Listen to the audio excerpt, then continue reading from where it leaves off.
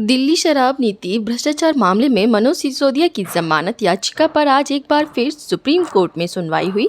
इस दौरान कोर्ट ने ईडी को फटकार लगाते हुए उससे कई सवाल पूछे। सुप्रीम कोर्ट ने प्रवर्तन निदेशालय ईडी से बड़ा सवाल पूछा कि अगर मनी ट्रेल में मनीष सिसोदिया की भूमिका नहीं है तो मनी लॉन्ड्रिंग में सिसोदिया आरोपियों में शामिल क्यों।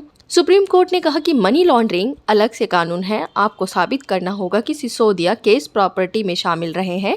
सिसोदिया की जमानत याचिका पर सुप्रीम कोर्ट अब 12 अक्टूबर को सुनवाई करेगा।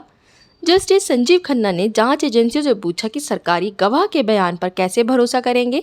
क्या एजेंसी ने सरकारी गवाह की सिसोदिया को घूस पर चर्चा देखी थी?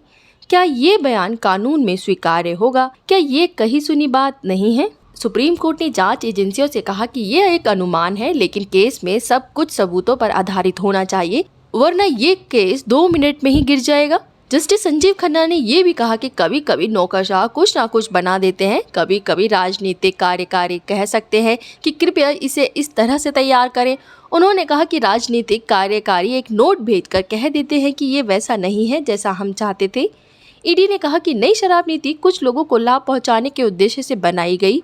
टिकट बुकिंग और होटल बुकिंग से पता चलता है कि विजय नायर हैदराबाद गए थे। इस पर सुप्रीम कोर्ट ने कहा कि शराब नीति में बदलाव हुआ है, व्यापार के लिए अच्छी नीतियों का हर कोई समर्थन करेगा। वहीं सुप्रीम कोर्ट ने यह भी कहा कि नीति में बदलाव गलत होने पर भी कोई फर्क नहीं पड़ेगा, क्योंकि अगर नीति गलत भी है और उसमें पैसा शामिल नहीं है तो ये अपराध नहीं है, लेकिन इसमें अगर पैसा आ जाता है तो ये भी अपराध हो जाता है। सुप्रीम कोर्ट ने ईडी से पूछा, क्या आपके पास ये दिखाने के लिए कोई डेटा है कि पॉलिसी कॉपी की गई और साझा की गई? यदि प्रिंट आउट लिया गया था तो डेटा उसे दिखाएगा। इस आशय का कोई डेटा नहीं है। आपके मामले के अनुसार मनीष सिसोदिया के पास कोई पैसा नहीं आया, तो शराब समूह से पैसा कैसे आया?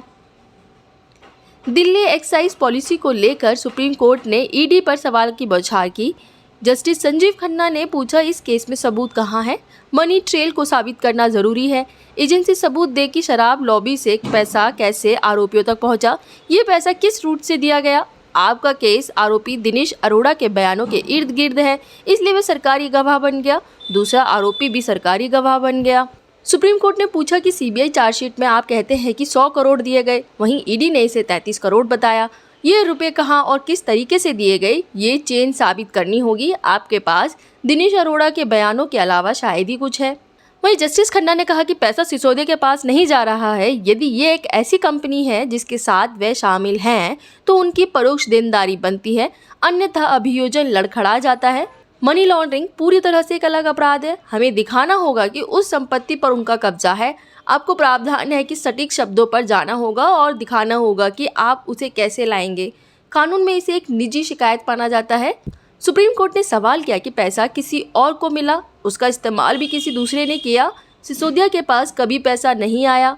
ईडी की ओर से एएसजी राजू ने कहा कि वे पॉलिसी बनाने में शामिल थे, इसलिए वे इस केस में आरोपी हैं। बता दें कि दिल्ली के पूर्व डिप्टी सीएम मनीष सिसोदिया की जमानत याचिका पर बुधवार को भी सुप्रीम कोर्ट में सुनवाई हुई थी। इस दौरान कोर्ट ने ईडी से मनी लॉन्ड्रिंग केस के आधार से जुड़ा सवाल किया।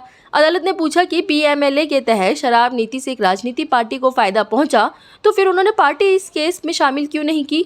अब ईडी आम आदमी पार्टी को मामले में आरोपी बनाने को लेकर कानूनी सलाह ले रही है। सिसोदिया की जमानत याचिका पर सुप्रीम कोर्ट ने अब 12 अक्टूबर को सुनवाई करेगा। इसी तरह की खबरों के लिए बने रहें हमारे साथ। चैनल को सब्सक्राइब करना ना भूलें। बुलंद भारत।